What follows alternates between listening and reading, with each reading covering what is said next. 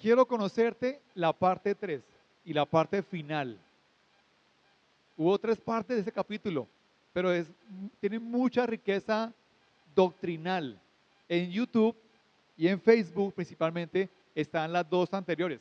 Quiero conocerte y quiero conocerte parte 2. Por favor, escúchenlas.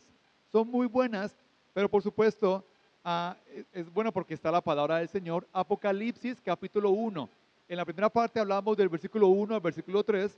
En la parte número 2 hablamos del versículo 4 al 8 y hoy veremos del 9 al 22. Y quiero hacer rápidamente una recapitulación de lo que hemos hablado, muy rápidamente, ah, y también con preguntas a bordo, ¿no? ¿Qué dijimos que significaba la palabra apocalipsis? Código, código. Por favor, para descanso, que pueden salir de una vez. Revelación. Griego apocalipsis, manifestación, revelación, descubrimiento. El acto de revelar algo, ¿no? Como cuando nuestras mujeres nos dan de cumpleaños una PlayStation 5 y le ponen encima un mantel, ¿no? Y dice, mi amor, mira, feliz día del hombre. O el cumpleaños y saca esa PlayStation. Amén, hombres, ¿no? ¿A ustedes no? Tenaz. Amor, mira, recibo de la luz, del agua. Pero algo se revela. Dios le reveló a Jesús el Apocalipsis. Y Jesús envía a su ángel, se lo revela a Juan y Juan escribe a las 7 iglesias. Ahora, también dijimos que fue escrito por el apóstol Juan en la isla de Patmos. Muy bien, año 95 después de Cristo. Dijimos también que si conocemos al Salvador de nuestra alma, no temeremos al mañana. Si conocemos al que salvó mi alma de una eternidad, puedo confiar en él mañana. ¿Cierto que sí? Así como usted confía en el que construyó el avión en el que está montado usted. Como usted confía en el que le hizo mantenimiento a los frenos en el bus en el que va usted. Como usted confía en el kit de arrastre del mecánico que cambió en su moto ese kit. Y usted confía que quedó bien instalado y usted va a 80 o menos, ¿no? Por hora. También confía en el Señor que usted morirá y en Cristo Jesús tiene salvación. No tendrá, tiene a partir del momento que entregó su vida a Cristo. Amén. Ahora, también dijimos que como hijos de Dios necesitamos conocer qué dice la Biblia sobre el futuro. La Biblia habla sobre el futuro, pero para predicar terror o para predicar esperanza. Esperanza.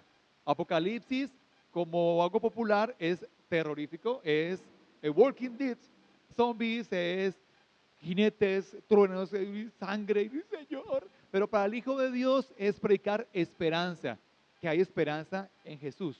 ¿Solo cree? Ahora, dijimos también en la parte 1 que el Señor Dios conoce el año, el día y la hora perfecta en el que se va a cumplir estas profecías. Pregunta para quiz. El Apocalipsis está escrito en el tiempo Cronos o el tiempo Kairos. El tiempo Kairos de Dios, es decir, no hay un día específico, como decir hoy 17 de agosto de 2025. Para Dios un día son como 1000 años y 1000 años como un día. Apocalipsis fue escrito en el tiempo Kairos de Dios. Dice la Biblia que solamente el Padre conoce el día y la hora, ni siquiera Jesús. Aquí hago un pequeño paréntesis. Si usted ve un video en YouTube o en TikTok o en Facebook de alguien que diga, tengo la fecha y la hora en que Cristo vendrá por su iglesia, o la fecha del día del fin del mundo, no le crean. Porque dice Mateo 24 que solamente el Padre conoce el día que va a ocurrir. ¿Sabe usted el día? ¿Yo sé el día? No. ¿Hay señales? Claro que sí. Cuando una mujer va a dar a luz, hay una fecha aproximada de parto, ¿cierto? Cuando es natural. Aproximada. Pero hombre, sabemos todos que estamos todo el tiempo y los últimos días tenemos la pañalera lista. ¿Recuerdan? La primera mubita del niño, el teterito, el mameluco se llama. Bueno, lo primero está listo. Ahora, ¿estamos viendo señales en el mundo para el fin del mundo? Sí, es evidente, es claro. Y sí, el tiempo ha estado más feo que hace unos años, más proliferado la maldad, sí, pero no sabemos el día ni la hora. Estudiamos hace 8 días, del versículo 4 al 8, vimos que es una hermosa revelación de la Trinidad. Exalta la obra de Cristo Jesús, reafirma nuestra identidad y concluye con una proclamación de esperanza en el Señor. Pregunta que también repito hoy: ¿por qué es relevante el Apocalipsis para un hijo de Dios? Mi mamá me sirvió, como me gusta a mí.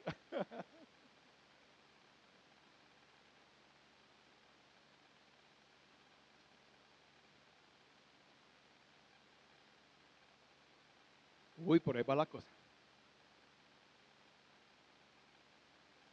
Si usted va en la calle y alguien le pregunta, mire, ¿por qué es importante para un hijo de Dios el Apocalipsis? ¿O por qué está escrito en la Biblia el Apocalipsis? ¿Para qué? ¿Para conocer al Señor? Esa es parte de mi conclusión, pero sí, de esperanza, ¿cierto? Ahora, ah, porque cuando más revelación de Dios tengamos, conozcamos, tendremos más esperanza en Él. Dijimos 8 días que confiamos más en alguien entre más lo conocemos. ¿Recuerdan? Si yo conozco más a Dios en su palabra, en la oración, voy a confiar más en Dios. Si usted hoy tiene dudas en su fe, desconfía de Dios, conózcalo más. Cuando usted va a un consultorio médico, que iremos después de los 40, ¿no? Empezamos a ir, ¿no? Más seguido, y vemos los títulos en la pared que hizo un curso, cirugía, cirugía cardiovascular online. Curso online, ¿cierto? Anestesia, curso a distancia. Pero nos da como tranquilidad ver el tipo lleno de títulos, ¿cierto? Uy, doctor, me pasa esto, y usted se enviringa porque usted confía en el doctor. Ahora usted va a la palabra del Señor, conoce a Dios, ve la obra de Dios y dice, Señor, yo confío en ti. Si sostienes el mundo en el hueco de tu mano, ¿por qué no mi vida la puedes también tú sostener? Si vistes el campo, los pajaritos, los montes, las rosas, tú lo haces, Señor, ¿por qué no confiar que tú me vestirás? Me das alimento. Si tú proteges el mundo de asteroides, una capa de ozono, una distancia exacta entre el Sol y la Tierra, exacta, que ni nos congelamos ni nos achicharronamos, ¿por qué no me proteges también a mí? Yo confío en ti, Señor. Pero cuando confiamos más en Dios, perdón, cuando conocemos más a Dios, podremos confiar más en Él. Amén.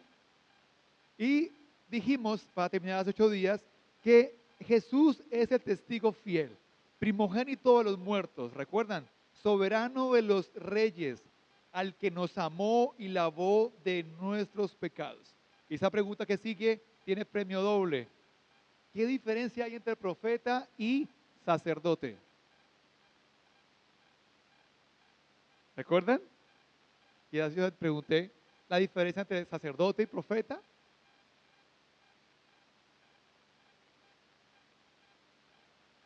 El profeta transmite la voluntad divina, es mensajero. Uy, muy bien, doble oración para ti. Y el sacerdote facilita la reconciliación con Dios. Si usted es hijo de Dios, también es sacerdote de Dios en el mundo. Tarea del hijo de Dios, reconciliar a la gente que lo rodea con Dios. Ponga en su WhatsApp, sacerdote de Dios, a la orden.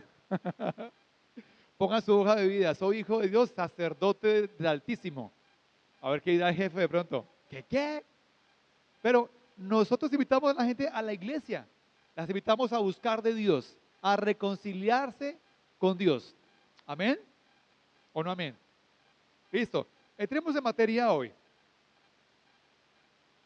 Vamos a ver hoy del versículo 9 al versículo 20 de Apocalipsis capítulo 1. Hoy no hay letras hoy. Está durmiendo el máster hoy. Muy bien. Por favor, busque su Biblia. Si no tiene Biblia, se la vendo económica. Muy económica. Apocalipsis, que es el último libro de la Biblia, ¿ok? Capítulo 1, versículo 9 al 20 dice, esta es una revelación, ay, perdón.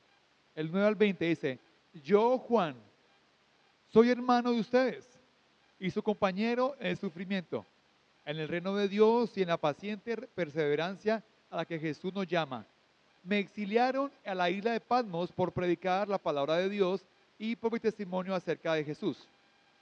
Era el día del Señor y yo estaba adorando en el Espíritu. De repente oí detrás de mí una fuerte voz como un toque de trompeta que decía, escribe en un libro todo lo que veas y envíalo a las 7 iglesias que están en las ciudades de Éfeso, Esmirna, Pérgamo, Teatira, Sardis, Filadelfia y Laodicea. Cuando me di cuenta, cuando me di vuelta para ver quién me hablaba, vi ¿cuántos candelabros? 7 candelabros de oro, y de pie en medio de los candelabros de oro había alguien semejante al Hijo del Hombre. Vestía una túnica larga, con una banda de oro que cruzaba el pecho. La cabeza y el cabello eran blancos como la lana, tan blancos como la nieve, y los ojos eran como llamas de fuego. Los pies eran como bronce pulido, refinado en un horno, y su voz tronaba como potentes olas del mar. Tenía 7 estrellas en la mano derecha y una espada aguda de doble filo salía de su boca, y la cara era semejante al sol cuando brilla en todo su esplendor.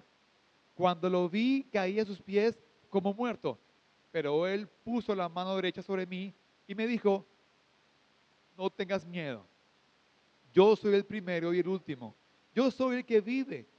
Estuve muerto, pero mira, ahora estoy vivo para siempre y por siempre. Y tengo en mi poder las llaves de la muerte y de la tumba.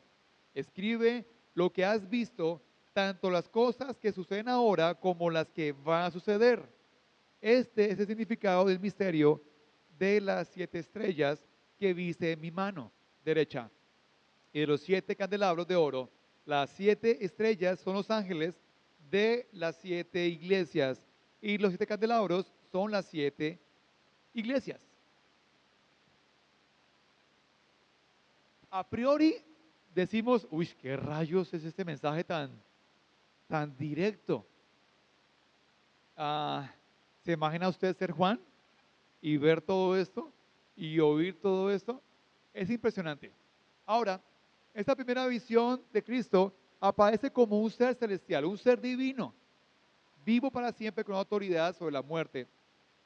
El Señor le pide a Juan que escriba en un libro todo lo que él vea y que envíe el libro a las 7 iglesias de las ciudades que están en la provincia romana de Asia. Por favor, Juan, escriba todo lo que va a ver. ¿Usted alguna vez ha escrito en un cuaderno lo que ha soñado? ¿Le ha pasado que se levanta y dice, soñé hartísimo, voy a escribir lo que soñé, y se nos olvida?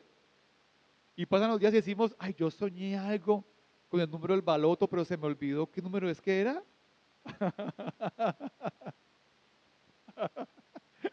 El baloto. Pero qué complejo o qué interesante escribir lo que Juan estaba viendo. Emocionante esto. Ahora, comencemos. Dice el versículo 9, yo, Juan, soy hermano de ustedes y su compañero en el sufrimiento. Ahora bien, Juan no estaba en la isla de Patmos, también lo dije anteriormente, por turismo. Estaba desterrado por predicar el evangelio. Los romanos usaban las islas como colonias penales para apartar a presos políticos o religiosos. Lo que tenemos una isla, ¿no? Mis amigos historiadores de Colombia, donde llevan a los presos. Gorgona, Gorgona, rodeada creo que de tiburones y serpientes, anguilas y la Gorgona. Creo que ya no funciona, ¿cierto? Y la gente que intentaba nadar, tiburón. Ahora, Patmos era una isla para destierro. Mandaban allá a los políticos y los religiosos como prisioneros. Era un lugar inhóspito en el mar Egeo. Y investigué un poquito que me llama la atención. Queda actualmente al sureste de Grecia y cerca a la costa de Turquía. Patmos es una isla rocosa, pequeña y árida. Tiene aproximadamente 34 kilómetros cuadrados.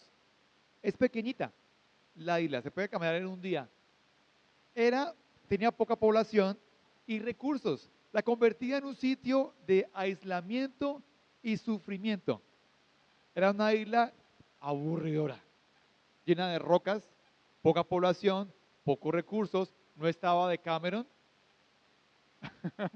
no era de Cameron, no había la banana esa larga en la que se bota la gente al lado del mar.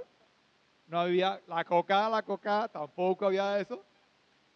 Tampoco había trenzas ni Shakiras. Era una isla de destierro. Mi imaginación y me ayuda aquí mi amigo. Ahora, actualmente la isla existe. Es un lugar turístico. Es más, me gustaría ir. Y está la cárcel donde también estuvo Juan, aparentemente. Y la UNESCO la nombró Patrimonio de la Humanidad por su contexto religioso. Tiene otro nombre actualmente, pero la gente va allá. Si usted va a Grecia, por favor, a Grecia, péguese la ida a la antigua isla de Patmos, donde recibió.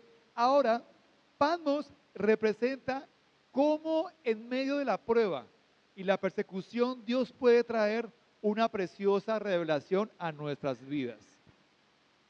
Lo dije anteriormente, Patmos no era un lugar chévere, era una cárcel maluca, pero allí Juan tendría una revelación espectacular que usted y yo estamos leyendo el día de hoy. Ahora, ¿está usted hoy experimentando una especie de Patmos en su vida? Uy, pastor, yo estoy como en la isla de Patmos en mis sentimientos, como una roca, árido o árida.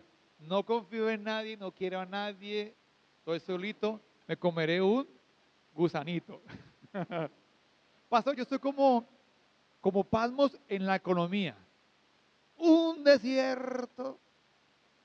No hay ni culebras en esa isla. Estoy como Patmos en mi vida espiritual. Seco. Voy a orar y no puedo. Abro la Biblia y llego a la iglesia y me da sueño, me da cólicos. El pastor me cae gordo con sus chistes. Un Patmos.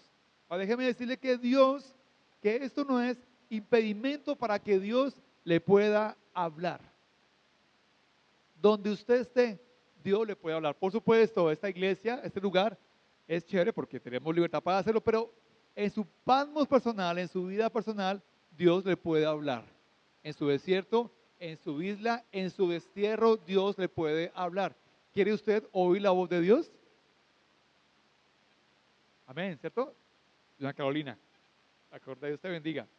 Ahora, todos pasamos por un Patmos, pero en el versículo 9 dice que Juan el apóstol estaba allí exiliado. ¿Por qué? Estaba allí desterrado por predicar la palabra de Dios y por su testimonio acerca de Jesús. Este debe ser la razón por la que el mundo nos odie como iglesia, porque predicamos la palabra de Dios y testificamos lo que Jesús ha hecho en nuestras vidas. Todos toman, yo no tomo. Y qué fastidio, Diego, mano. Todos chismean del jefe, yo no, usted no. Qué fastidio, no, el cegatón, el santurrón. Eso debe ser. No tiene nada más de qué hablar.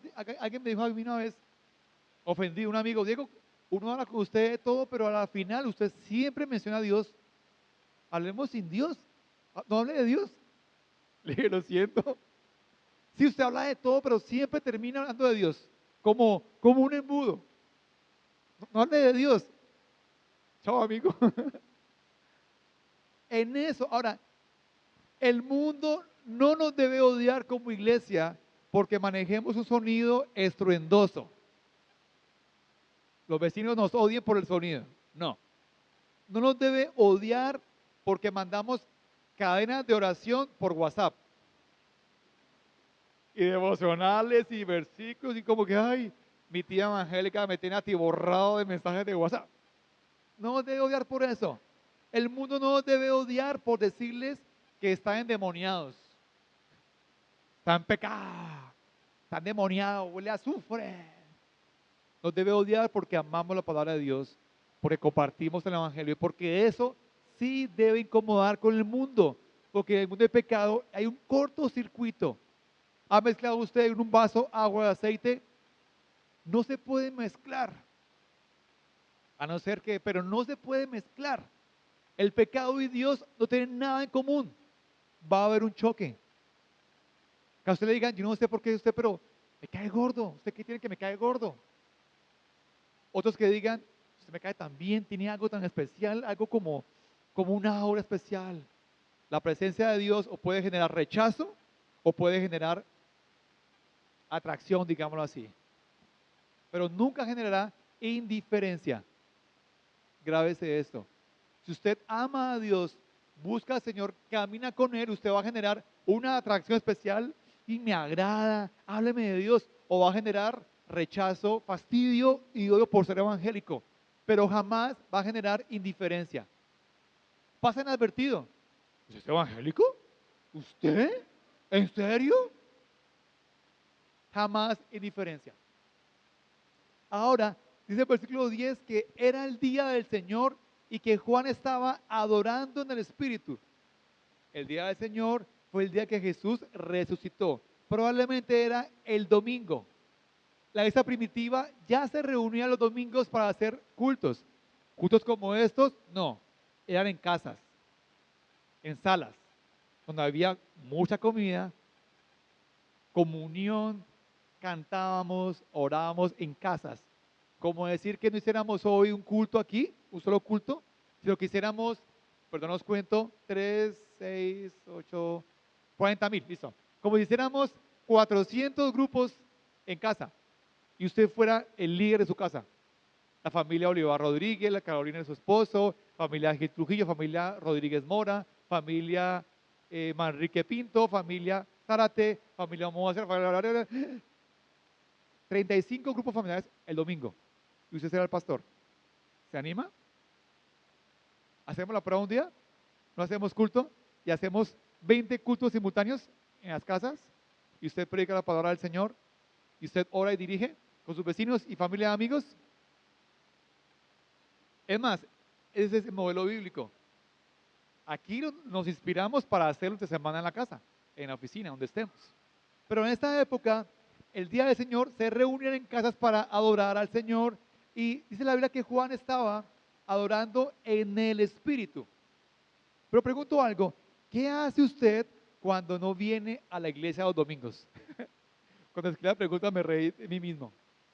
¿Qué hace usted cuando no viene a culto el domingo?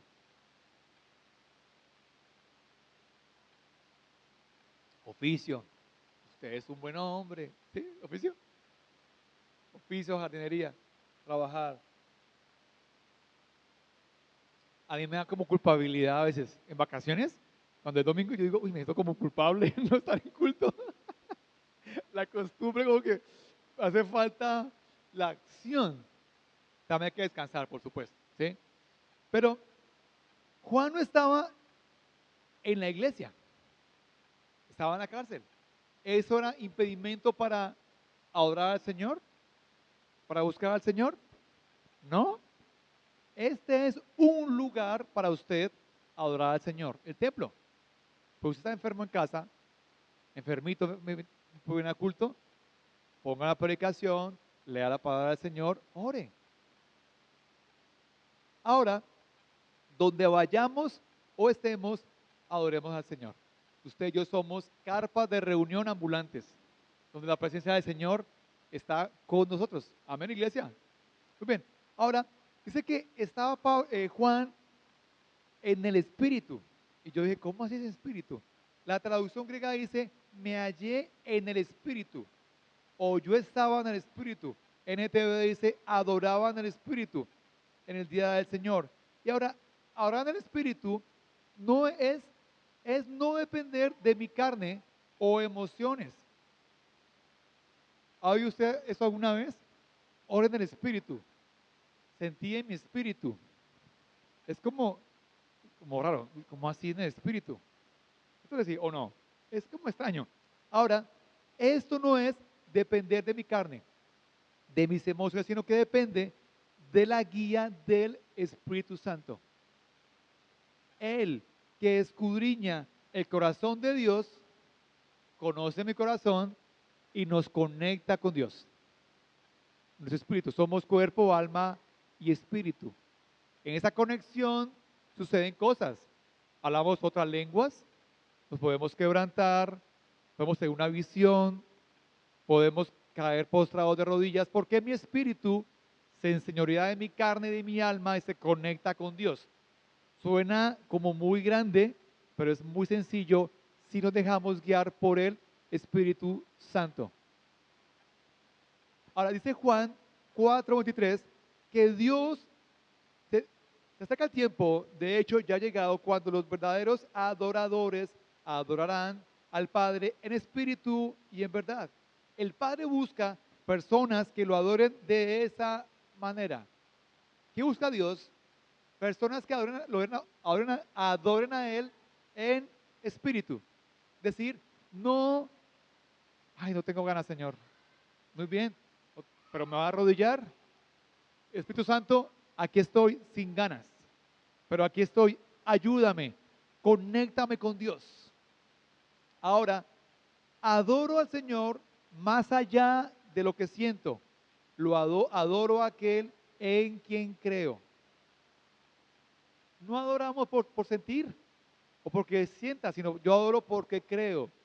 Yo adoro porque creo que Jesús es mi Salvador, aunque a veces no lo sienta.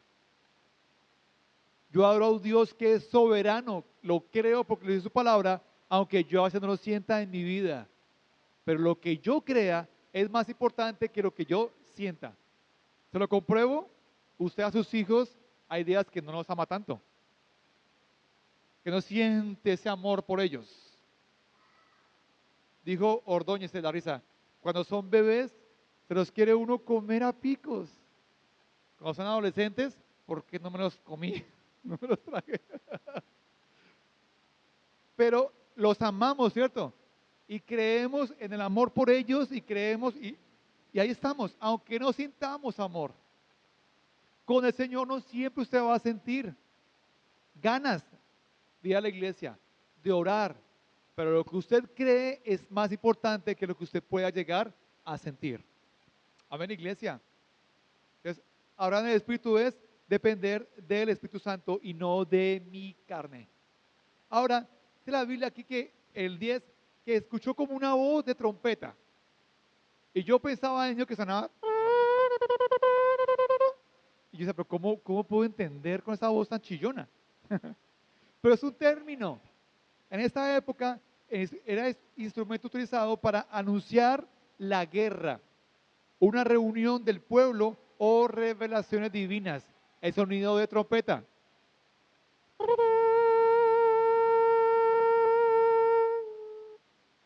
Enemigo, chingaza. La trompeta. Cuando usted le envíe por WhatsApp un sonido de trompeta, corra por su vida. La venida del Señor se va a escuchar una fuerte trompeta en toda la humanidad. Y todos la escucharemos. Ahora, era una voz con la fuerza, claridad y solemnidad de una trompeta. Fuerza, claridad y solemnidad. Entonces, era una voz como de trompeta, no una voz de trompeta. Una voz fuerte, ¿no? Como un militar. Clara, una voz de profesora de escuela. Buenos días, niños. Y con la sola voz los niños quedan cuadrados, ¿sí o no, profe Edison? Saque una hoja, desmayados 20 niños. Ahora, sí, el versículo 11, que le envía la carta a las 7 iglesias. Eran congregaciones reales. Recordemos que el número 7 representa plenitud y simboliza la totalidad de la iglesia. Es decir, que estamos incluidos usted y yo en esas 7 iglesias. hoy en día, ¿ustedes creen que Juan entendía o dimensionaba el alcance de su carta? Juan dijo, voy a escribir a 7 iglesias. Pero ¿cuántas iglesias hemos leído esta carta de Apocalipsis hasta el día de hoy? ¿Cuánta gente la ha escuchado? Juan creo que no lo dimensionaba tanto. Pero Dios le dijo, escríbele a 7 iglesias en la provincia de Asia. Ahora, 7 candelabros de oro son símbolos de las 7 iglesias. Y el oro refleja pureza y valor divino. Los candelabros apuntan a que las iglesias están llamadas a ser portadoras de luz en un mundo oscuro. Por eso dice, iglesias, candelabros, luz. ¿La luz es luz propia o es la luz de Jesús en nuestras vidas? Usted es un candelabro de Dios en su trabajo, en su familia. A veces medio tenue el candelabro, pero usted es luz, la luz de Cristo, donde vaya. Y yo sé que al igual que yo, la familia decimos, uy Señor, mi familia necesita tanto de Dios. Ok, usted y yo somos luz para llevar a decirle a la gente, hay esperanza en Jesús. A amigos o a quien sea que esté en oscuridad en el mundo. Ahora, me llama la atención porque dice en el versículo 13 que en medio de los candelabros estaba alguien como el Hijo del Hombre. ¿Y sabe qué significa esto? Que Jesús no está lejos, sino está presente en medio de sus iglesias. Jesús no estaba lejos de los candelabros, estaba en medio de los candelabros. Jesús está en medio de su iglesia. ¿Se lo cree? Por la fe Jesús está en medio nuestro en esta mañana. Y usted se dispone para el Señor, usted hoy puede experimentar su presencia, tocándolo, ministrándolo, sanándole, hablándole, convenciéndole, porque esa es la otra, ¿no? A mí no me convence nadie. Y viene Jesús y pone su mano y es suficiente. Los que la han sentido dicen que es una mano muy grande y muy pesada, como si fuera de hierro encima de la espalda, pero llena de poder y de amor. Y chao incredulidad. Ahora Dios se manifiesta, y un pequeño spoiler para terminar, de muchas formas. Aquí Juan tuvo una revelación súper directa, súper directa. Pero a usted Dios se le puede revelar de formas muy hermosas, diferentes a la de Juan. Siempre ceñido a la palabra del Señor. ¿Ok? Siempre. Pero por favor sigamos. Tú estás en medio de los candelabros, está Jesús. El Hijo del Hombre es un lenguaje tomado del libro de Daniel, capítulo 7, versículo 13. ¿Recuerdan el Evangelio cuando dice Jesús? Él usó mucho la palabra el Hijo del Hombre, será entregado. Pero ¿por qué dice que el Hijo del Hombre? Y Jesús está conectando eso con el libro de Daniel, profeta Daniel. ¿Cuántos siglos atrás? Más de 2 siglos. Antes de Jesús, dice Daniel en el 7:13, mientras continuó mi visión esta noche, habla Daniel, vi a alguien parecido a un hijo de hombre descender de las nubes, con las nubes del cielo. Entonces, eso se usa para descubrir a un ser celestial. Entonces, Juan dice, hijo de hombre, lo conecta con Daniel, que vio a alguien como un hijo de hombre. Cinto de oro. Cinto de oro representa gloria, pureza y realeza. Jesús, la túnica hasta los pies, sacerdote real, y un cinto atravesado en su pecho. Se ve imponente. Y una pequeña anotación, Jesús no mide lo que medimos nosotros. Es bastante grande. Con un cinto de oro atravesado en el pecho. Imponente, ¿no? Como un rey. Gloria, pureza y realeza. Y también lo mencionó Daniel. En el 10:5 dice, levanté los ojos y vi a un hombre vestido con ropas de lino. Y creo que el lino es lo más fino que hay, ¿no? En telas. De lino y un cinto de oro puro alrededor de la cintura. Qué imponente es esto. Ahora, el versículo 14 y 15 muestra a un Jesús con atributos divinos. ¿Cómo imagina usted hasta el día de hoy a Jesús? Yo lo imagino como Chosen. De Chosen es una serie que está en televisión, en Netflix. Un actor medio aguileño, con barbita, medio egipcio, medio americano. Digo, Jesús puede haber sido así. Pero quiero mostrar a un Jesús bíblico, a un Jesús resucitado y glorificado, que puede medir más de 2 metros, que es poderoso, que estaba vestido de blanco hasta los pies, un cinto de oro en el pecho, y dice el 14 y el 15, sus cabellos blancos como lana y nieve, simbolizan eternidad y sabiduría. También Daniel lo vio.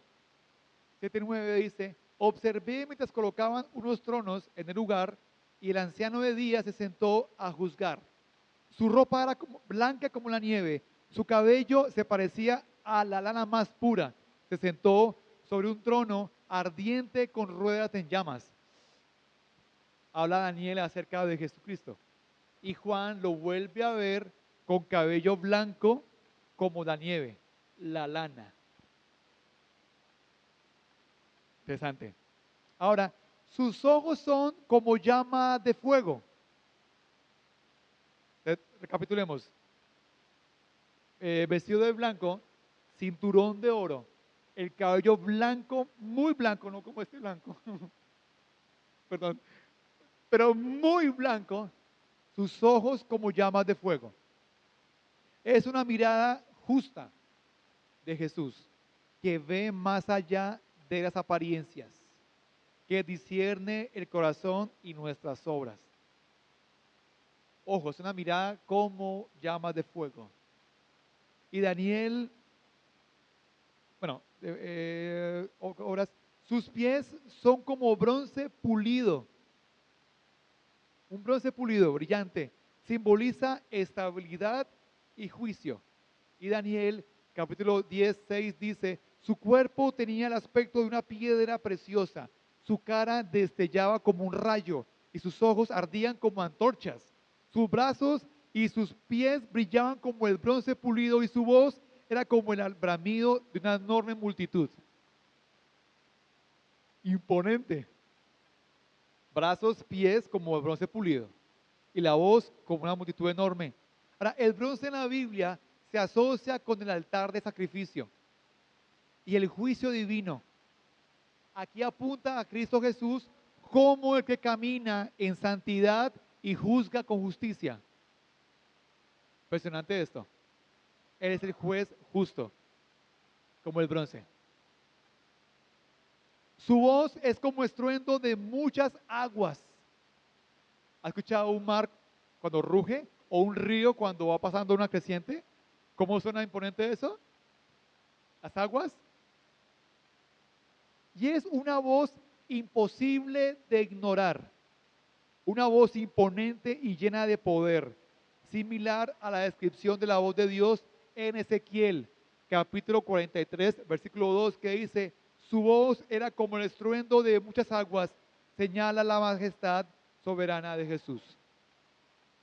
La voz como de muchas aguas. Es una voz así, es fácil de ignorar. Yo hace unos años, o meses creo, me subí a un ascensor en el centro. Íbamos todos apellizcados, ¿no? Y alguien saludó a otro man, un personaje. ¿Qué hubo, hermano? Así, ¿cómo está? ¿Cómo va todo? Bien. Todos volteábamos a mirar al man. Pero fue instintivo como que, ¿quién habló? ¿Quién habló? Claro. Hizo así y no me acuerdo nada más. No, broma. Pero dijo, bien. De todo como que simulamos, después como que hicimos así. Digo, ¿y qué más? Digo, bien, vengo de ¿qué iba? ¿Qué?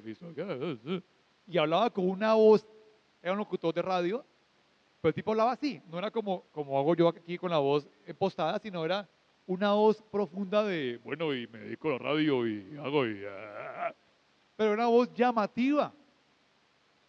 ¿Cómo sea la voz del Señor? John Nelson, Darío Alejandro, Diana, Milena, Ivancito, que Dios usa contigo diminutivo. Ivancito, Juan Alejandro. Esa voz del Señor es dulce, tierna, profunda, pero a la vez es con poder, autoridad, firmeza. Hoy la voz de Dios es una voz que está convocando a la humanidad al arrepentimiento. Pero un día esa voz estará en un juicio y juzgará los pecados del mundo. Y aquellos que hayan rechazado el mensaje del Evangelio y la cruz irán a juicio con Dios.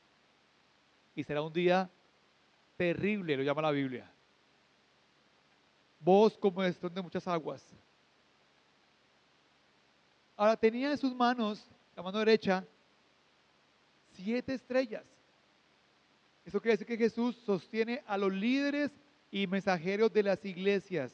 Indica protección, autoridad y control total sobre la iglesia. Dios, Cristo Jesús, protege su iglesia. La iglesia es invencible.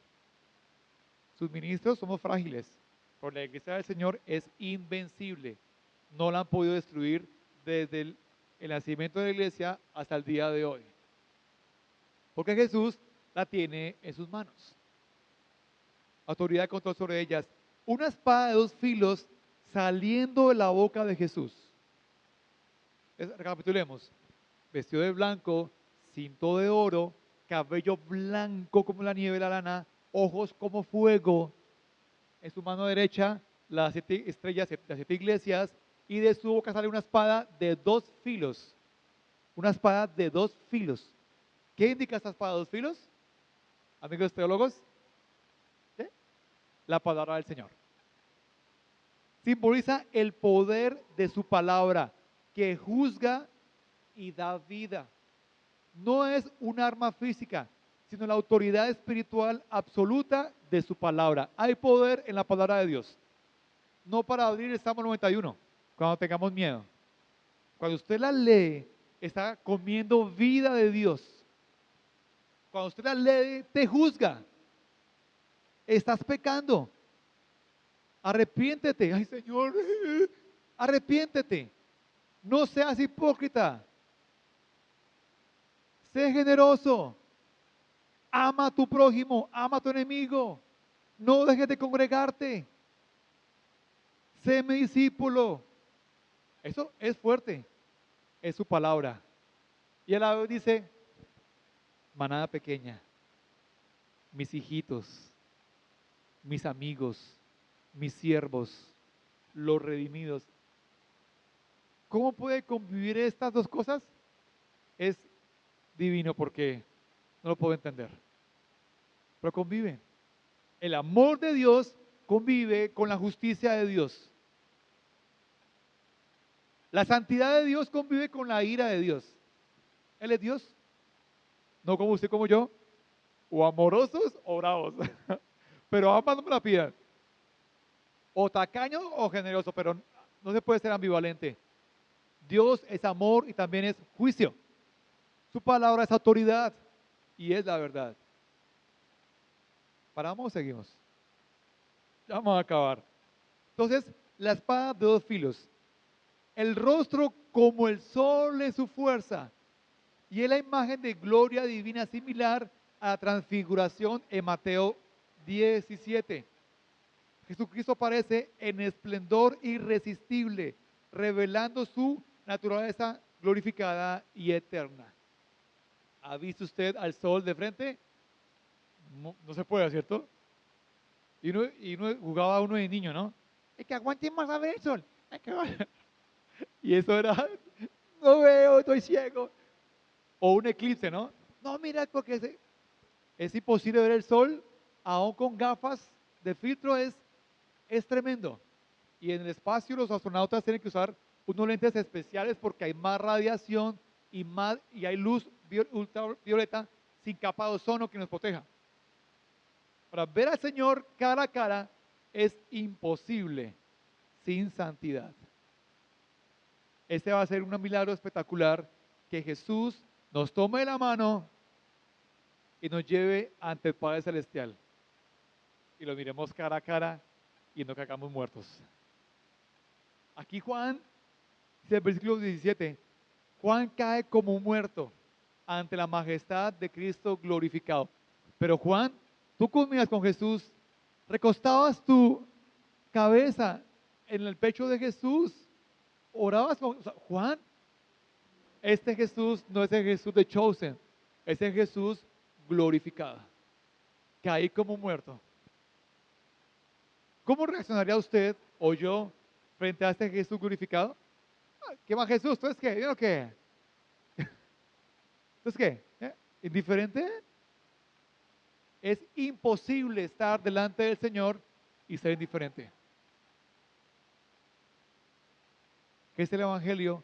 Traemos a la gente a que se presente delante del Señor y ocurra el cambio. Esa es mi tarea, su tarea. Venga a los pies de Cristo y usted mismo vea a Cristo.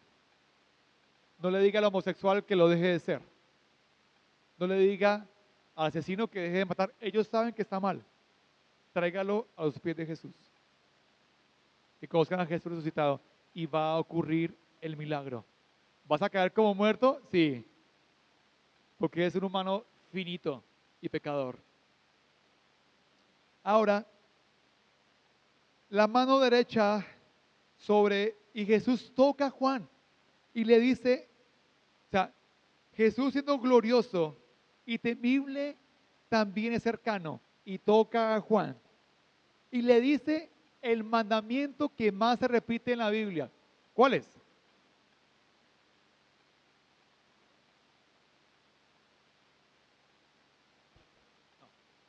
Jesús se manifiesta, Juan cae como muerto, Jesús glorificado toca a Juan y le dice el mandamiento que más se repite en la Biblia. ¿Cuál es? ¿Cuál? ¿Cuál? No, está ahí en la Biblia, está en Apocalipsis.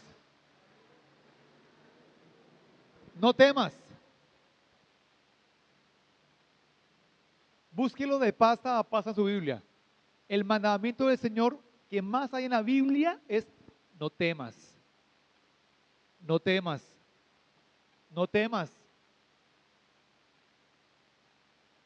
¿Y cómo vivió usted y yo producto del pecado? Con temor. Temor a todo. Algunos lo escondemos. Temor a hacer esto. Temor a emprender, a enamorarse, temor. Dice Señor, no temas. Pero se lo dice el Señor con su mano puesta sobre Juan. Iglesia, la mano de Jesús en su vida y en mi vida va a echar fuera todo temor. El perfecto amor de Cristo echa fuera el temor de nuestras vidas. No temas.